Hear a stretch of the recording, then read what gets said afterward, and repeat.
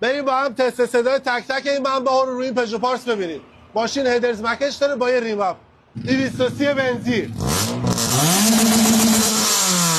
705 سایلنسار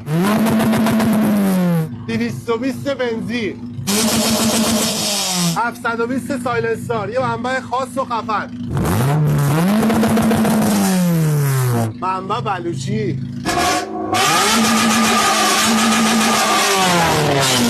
106 سایلنسار 106 منبع بزرگ. این هم تست صدای منبع دستسازمون